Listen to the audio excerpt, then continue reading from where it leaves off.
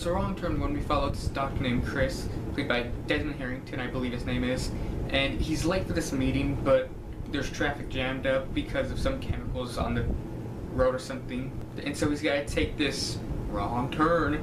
He finds this gas station with this old man, this creepy old man just chucking down some Pepto-Bismol, and he takes a dirt path to avoid the traffic, but while doing so, he crashes into this other car by these people. Their tires got popped.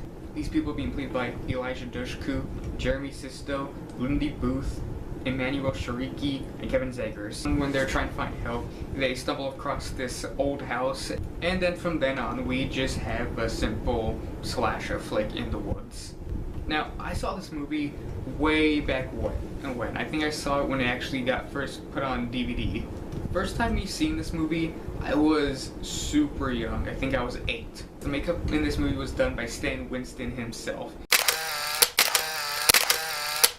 He also produced it as well. Their face is all scratched up. You can see a tooth hanging out because a piece of their lip is gone. Easily one of the best parts about this movie is actually the bad guys. The makeup done for these people, it holds up. It does all the way back from 2003 into 2018. You could still look at it and you just...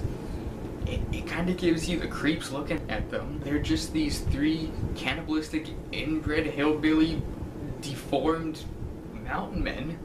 One's hand is all screwed up, it's got like 3 fingers, one's shoulder is messed up, and another's got a screwed up lip and mouth, and another one's got this like weird misshapen head.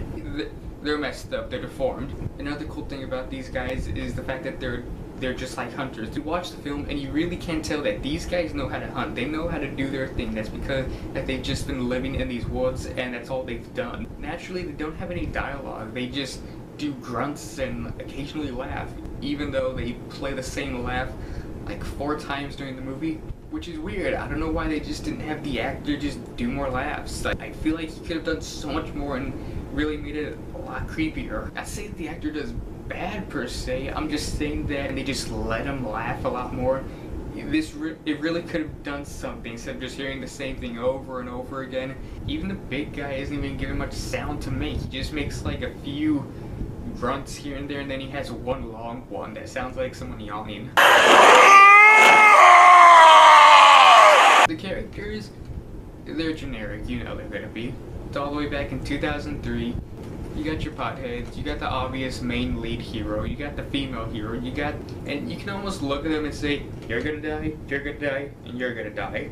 And yes, you got your dumb, stupid choices that they make, but some of them, they're almost rational because a lot of the stuff that they do, it's in the heat of the moment. It's when your mind's just, you can't think straight because there's such a dire situation going on. But this movie does actually have some tension at some points. And there are times where the tension, it's just, you're waiting for something to happen, it's just building up, and then something happens, but that's not the jump scare, it's just, it creates more of a build-up. You do get your false, stupid, fake jump scares, but then you do have these actually really cool, actually scary jump scares that pop up out of you out of nowhere. But one of the biggest kickers in this movie is just the pacing, and there's a lot of times where it could really drag on, and it's really slow, and a lot of that's in the beginning when it's just building up these characters, when really, you almost don't care about them. You see them as just targets. You can feel bad for them that they're in this situation, which is why you care for them a little bit here and there just because they're in this situation, which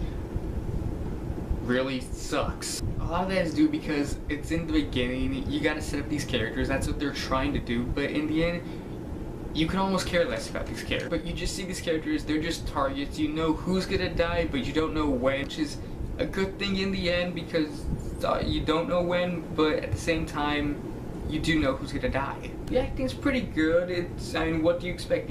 All these people came from TV. It's got some good stuff here and there. It's got some bad stuff here and there. But sometimes the scripts could be dumb because it's got some lines like this. Be prepared to provide me with lots of orgasms. West Virginia and trespassing. Not a good combo. For me, it's okay. But this movie's actually pretty darn enjoyable. Let me put it in perspective. Remember Freddy vs. Jason? Which is funny because that movie also came out in 2003. Wrong Turn is a little more above it in the enjoyment level, or at least on par. It's mostly enjoyable. It's just the popcorn fun entertainment that you want in a horror movie. or at least something just to pass the time on the TV if you are channel surfing and you just want something on as background noise. That's why I'm giving The First Wrong Turn a B-. But what did you think of this movie? Because this is all just my opinion. Be sure to comment below what you thought of this movie, and if you felt I left anything out, be sure to comment. And that's a wrap. Yeah, I'm trying.